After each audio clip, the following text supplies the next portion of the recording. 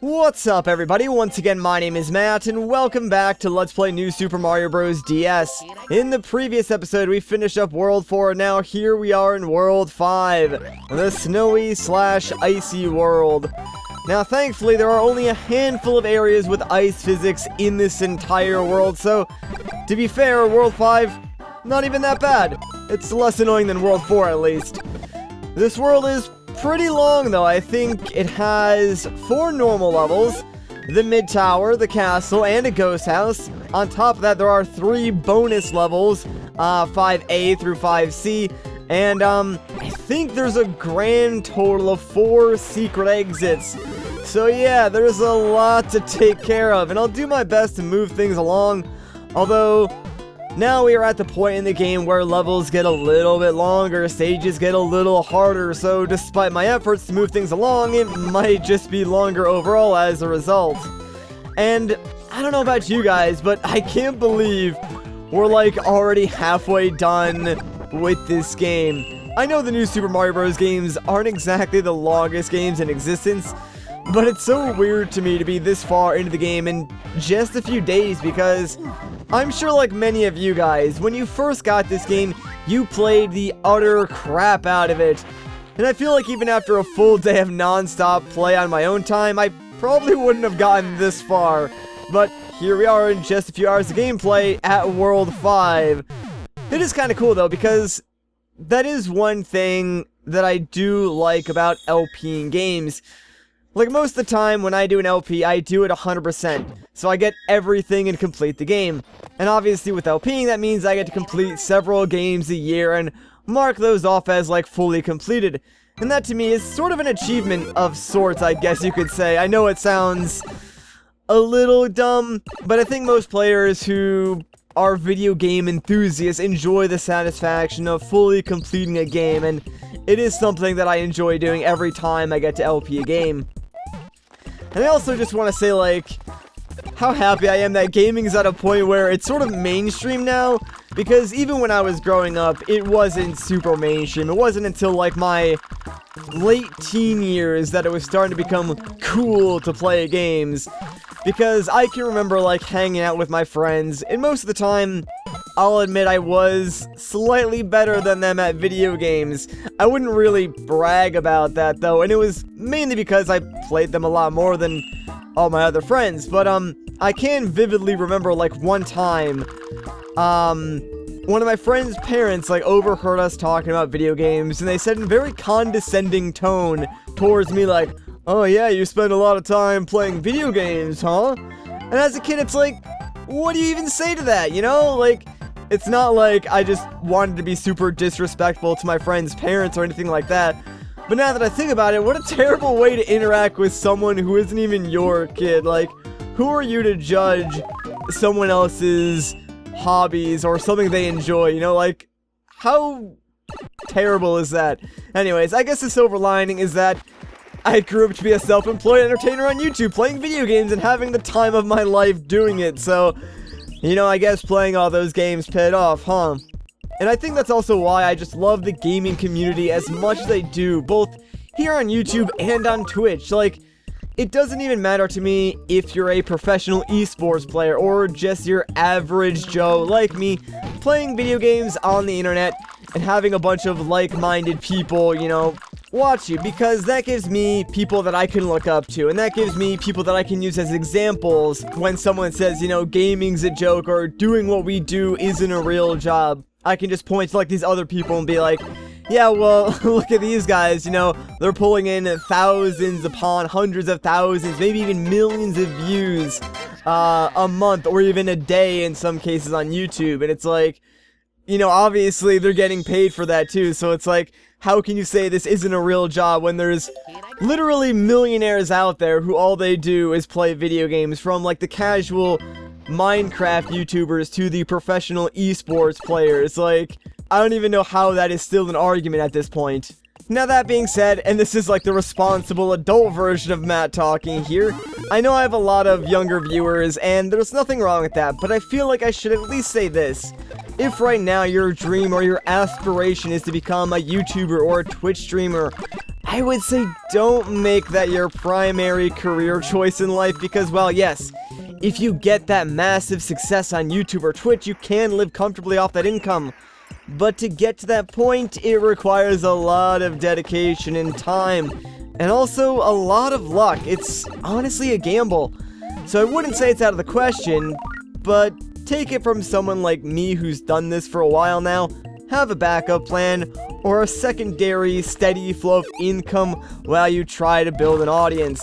I feel like that's an important thing to say because I've been asked before by people who want to get into this, and I have to be real with them. Like, it's not as easy as it might seem, and it takes a lot of mental fortitude to do this. Like, you can ask any YouTuber out there, and they will tell you, when the numbers are high, you feel pretty good about yourself. But if you release a video, and it's received poorly, or, you know, your channel is just not performing as well as it used to, it hits you, and it hits you hard. It's a constant struggle of, like, what did I do wrong, you know, why do my fans hate me now all of a sudden, etc., etc. It's stuff like that that can really just eat away at your mental well-being day after day. On top of that, you really have to have a thick skin because I've probably been called like every insult under the sun at some point. People are constantly telling me they hate the way I talk or the sound of my voice, and it's like, alright, cool man, whatever, nothing I can really do to change that. And usually for every bad comment you get, there are a number of good ones, but of course the bad ones do always stick out more than the good. So you kinda need to be able to brush off both the compliments and the insults and not let them affect you too much, since if you only look at the good stuff, you'll develop an ego and never really self-criticize yourself or improve on your own craft. And if you only look at the bad stuff, well, you'll just never want to upload as a result. So you kind of need to find that balance where you look at a bad comment, see if there's any valid criticism there, and then try to improve. Or you look at a good compliment and say, alright, cool, but is there anything I still could have done better? That way, you know, you're constantly evolving your craft and getting better at what you do. Anyways, I could go on and on about gaming and YouTube in general. Like, I'm honestly not even sure if you guys find it at all interesting, but it is something I'm clearly passionate about, and I like to talk about it.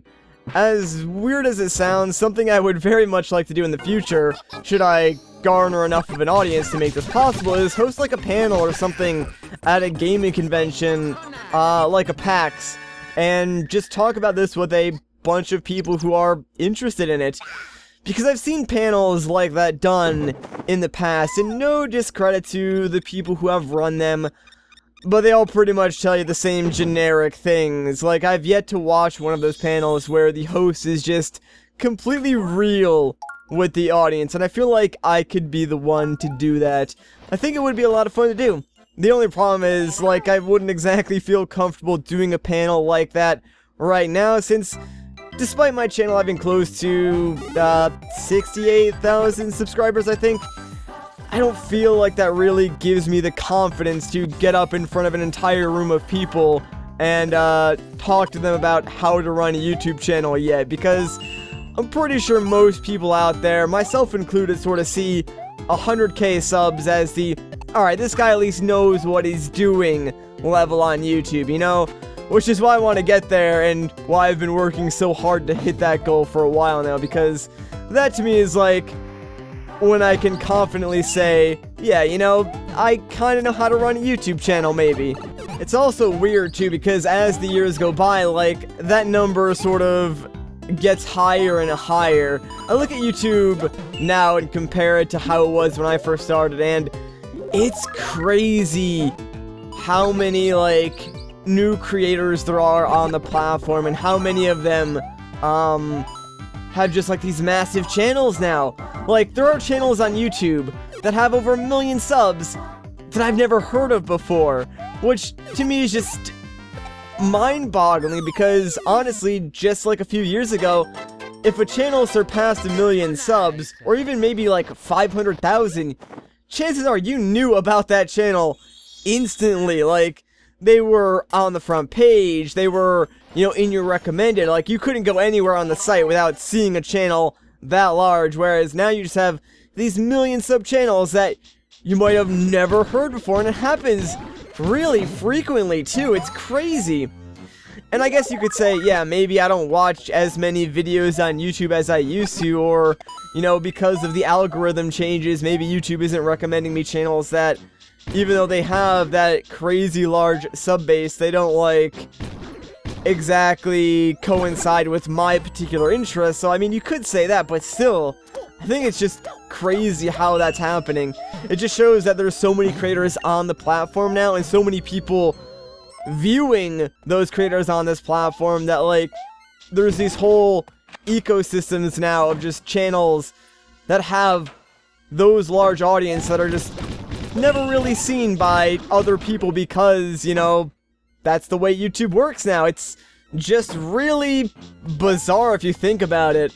But, yeah, so, anyways, enough talking about all of YouTube and stuff like that.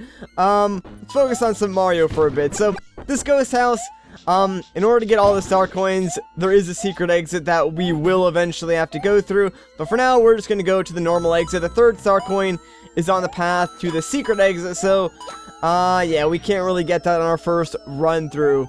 Now, this platform, it's a little bit weird, so be careful. Yeah, you know, it will try to shake you off, but honestly, if you stand still, you'll be perfectly fine. It also fakes you out every now and again, and, it might just drop down randomly or go up really, really fast, so just stay on your toes when you're on these platforms. Otherwise, though, there's really nothing to worry about. I think we're actually pretty much done with the normal exit, so we'll just jump over that boo and be on our way. I don't think we really need any specific power-ups or anything like that to get any of the secret exits in this world, besides the one in the castle, because now that we are at World 5, we're sort of in between World 4 and 7, those two offshoot worlds. So obviously, the boss in the castle is going to have, like, one of those forks in the roads, where if you're Mini Mario, you can go down to World 7, and if you're anything larger than Mini Mario, you'll be going to World 6, I believe. So obviously, we're gonna have to, like, do the boss twice, and hey, a turtle shell! You know what, I will take that, because it might come in handy, I don't know. Listen, man, I would just feel bad about leaving it there, okay? Don't judge me, guys, I don't need this in my life right now, please. I mean, the only thing I really don't like about the turtle suit is how, it's technically counted as a better power-up than a fire flower, so, like, I think if I were to touch my touchscreen and, like, activate the fire flower, Mario wouldn't, like, transform into Fire Flower Mario. It would just go right back into my inventory, which is kind of weird if you think about it, because they're both tier 3 power-ups, but for whatever reason, like, the turtle suit is treated as, like, oh, they're obviously always gonna want the turtle suit, you know, this very situational power-up that turns into a shell when you reach max speed. Why would they ever want to get rid of that? You know, it's not like we have levels in this game that are filled with a bunch of walls and obstacles, so of course they would always want to use the turtle shell. Like, who wouldn't want to swap that out occasionally for something else and still keep it? So yeah, the only way, like, I could actually use this fire flower is by intentionally taking damage. Oh, by the way, make sure you're holding right on this wall here, because when the platform drops, it will eventually go up really, really quickly, and there's a little tiny alcove, yeah, that you want to jump into, because that's where you're gonna find the third and final star coin. And now we can just simply use this vine to climb up to where the hidden exit in this level is. So it's pretty simple, but yeah, you can totally miss that coin if you're not, like, hugging the right wall there, so make sure you're doing that. Anyways, with that, we are done with this ghost house, and honestly, I think that means there's only one more, like, normal level before the castle. Like, have we really gotten that far into this world already? I mean, I know I sort of went off on a tangent there about YouTube and other stuff for a while, but, holy crud, man. That's what I love about Mario, honestly. Like, it's a game I can just play, talk about something, and not even think about the gameplay for a couple minutes, and then just be like, whoa, am I already done with the game? Like, holy crud, man. It's nuts. Alright, auto-scrolling level, great. Geez. So, yeah, all I have to do is, like, go from these platforms. The red ones bring you up in the air. The yellow ones bring you down. They won't actually, like, bring you down far enough to kill you, so you don't need to worry about that. But, it is just, like, best to occasionally jump up and down on those platforms. That way you can keep them at sort of a level height, making it easier to reach the next one. And dang it, I wanted that turtle suit, man. Oh, well, whatever. So yeah, get used to these bullet bills too, because even though you won't see the bullet bill blasters that they're coming from, they're just gonna constantly spawn pretty much everywhere in this level. So just get used to dodging them as you jump from platform to platform. It can be a little bit tough to keep up with the screen, and in some cases you might need to go a little bit faster, just because I think the second star coin is pretty tough to get. This first one, not too bad since you can reach it just like that. The second one, if you had a mini mushroom, you could easily grab it, but since we don't, we kinda gotta be quick, and the best way to do this is just by tossing that turtle shell right at it, since then you don't need to worry about, like, outrunning the screen, and the shell can just pick that up for you. Otherwise, yeah, the rest of this level is pretty straightforward, like the final star coin right out in the open. Not at all hard to pick up. They give you plenty of time to collect it, so we're fine, man. We're fine. Oh man, I probably shouldn't have killed that Koopa, because yeah, you can throw it right down, like, in that gap and get whatever's inside that question mark block. I have no idea what it is. It might be a power-up or a one-up probably, but we're fine without it either way. The only difficult thing can be, like, getting down to where that star coin is, because that platform does rise up. But I suppose you could, like, go off to the right and then double back and grab it too, so what am I saying, man? I clearly have no idea what I'm talking about. Anyways, let's just ride these platforms up and down to victory, making sure, you know, we don't mistime any of our jumps, because that would be embarrassing, man. We're right at the end of the level. And you know what? There's the flagpole, so screw it, let's just end things off. I hate auto-scrollers, so anything I can do to make the level go by faster, I'm gonna do it, man. With that, though, we've done it, lads. That was the final normal level in World 5, so let's go and take on those bonus levels, shall we? I'm looking forward to it. Just like with World 3, was it? There's, bonus levels that sort of lead back onto the main path, like 5-A won't really bring us anywhere new, but I believe 5-B will lead us into 5-C, and then of course 5-C will bring us back towards the castle. Anyways, as we go through these levels, I do have sort of a mini announcement to make, I guess you could say. It's not really too important, but recently I've seen a lot of people asking about, like, the master mode playthrough, and in case you are unaware, I've been doing a master mode playthrough on twitch.tv. I usually upload a video, like, every time I go live. That way, you know, everyone who wants to see it will get a chance to see it, although I do understand that since I do kind of stream late in the day most of the time, a lot of people from European countries might not be able to tune in, but I've actually saved all of those stream videos, and I'm actually in the process of, like, moving them to my YouTube channel. Now, I don't really just want to upload full streams to my YouTube channel, so what I'm currently doing is I have the streams backed up on YouTube in unlisted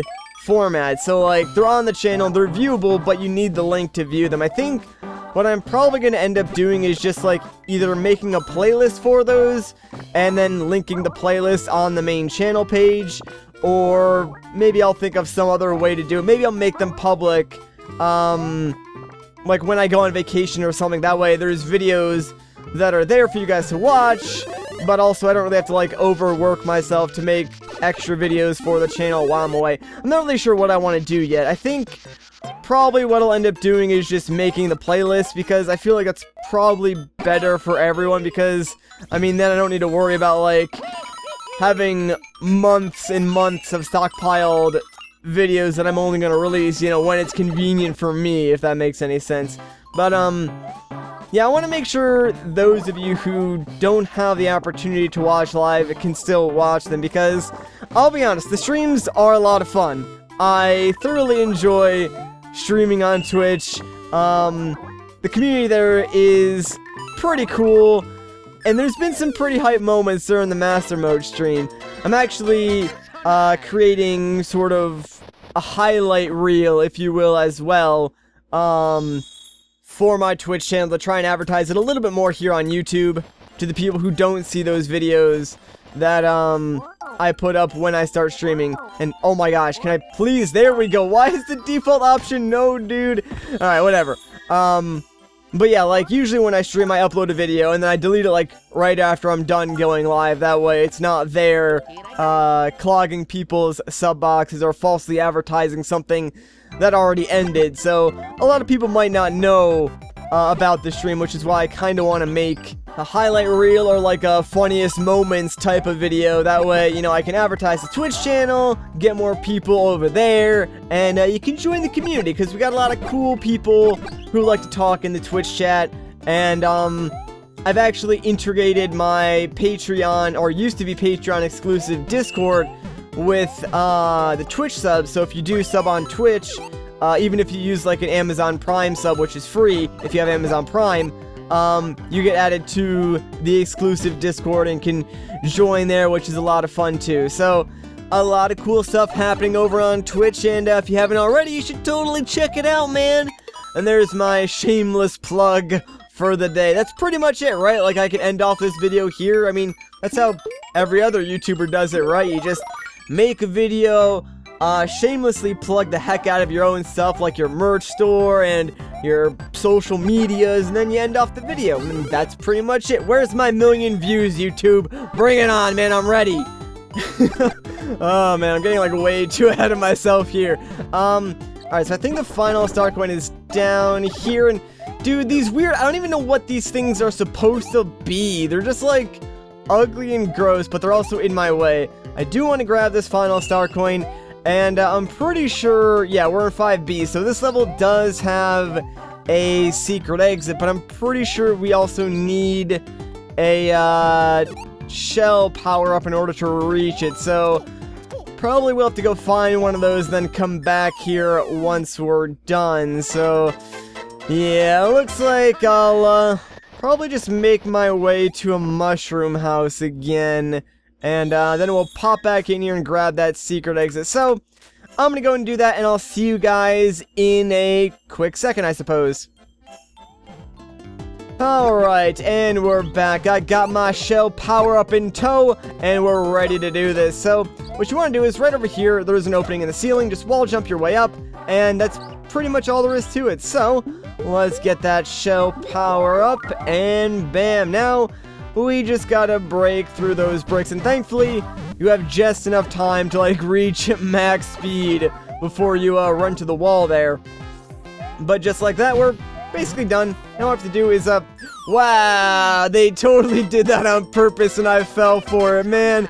I got hardcore baited there. I was like, I'm gonna get the top of the flagpole, and the game was like, nope. Thanks, guys. Thanks a lot. But, yeah, we're done. Sweet. And now, the last bonus level, 5-C.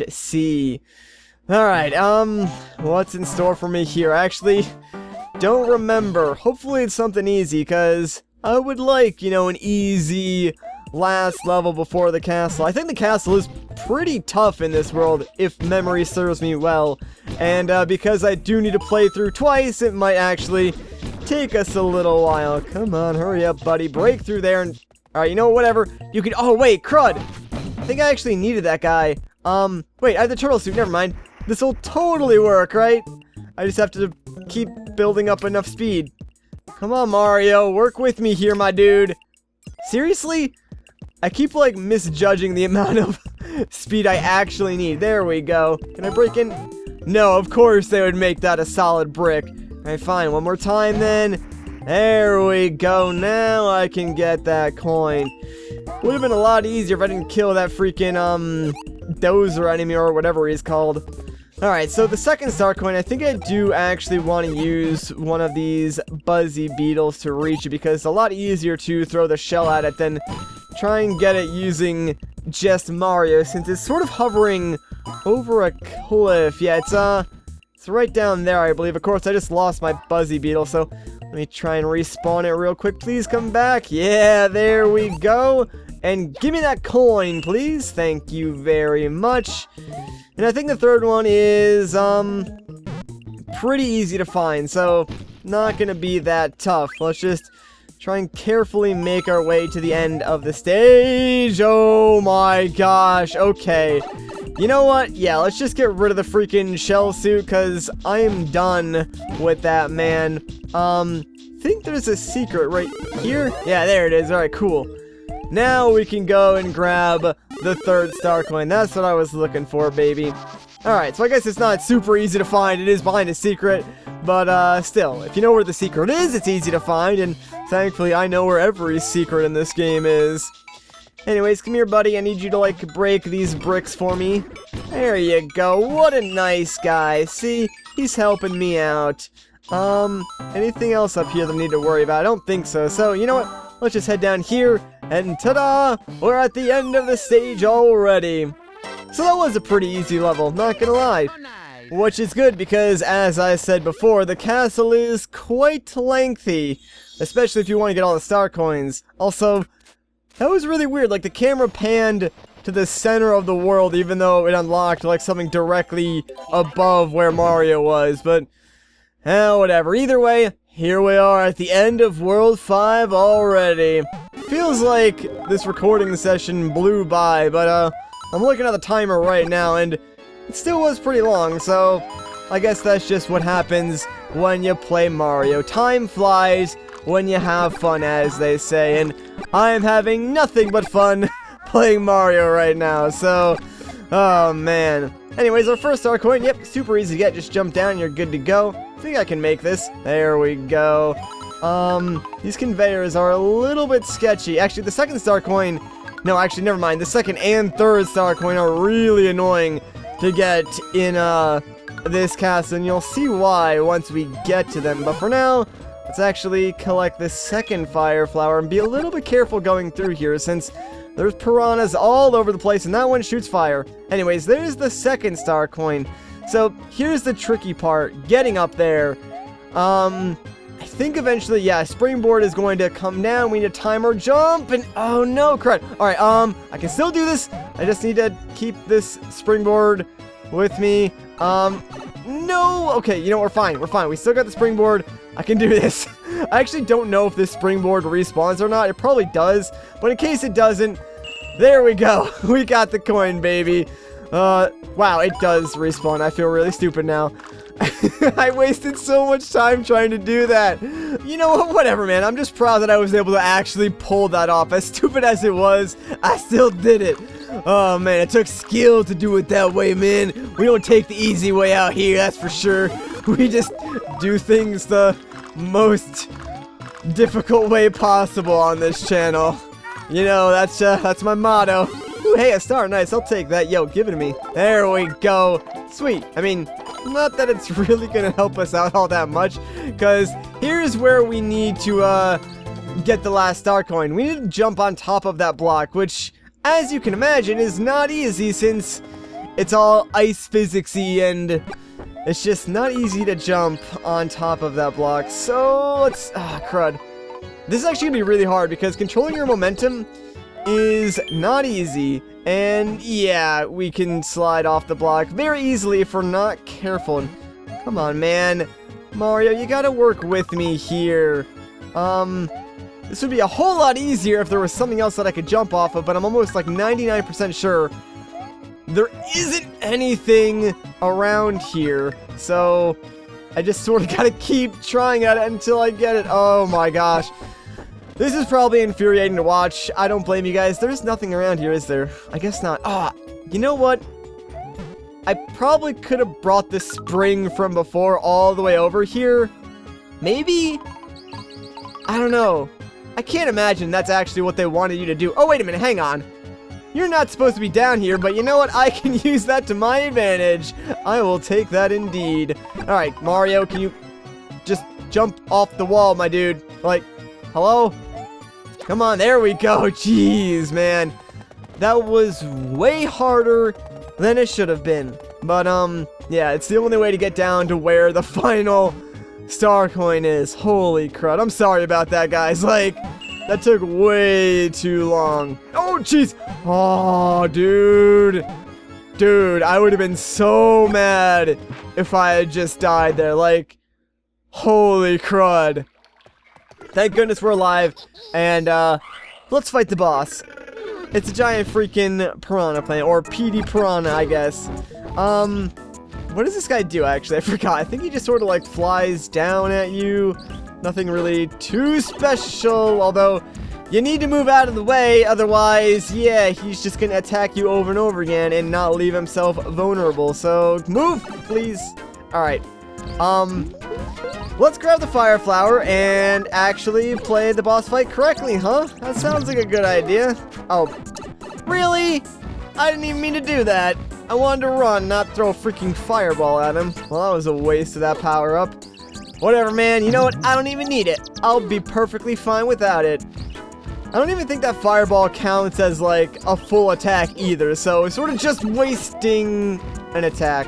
Alright. I am bad at this boss fight.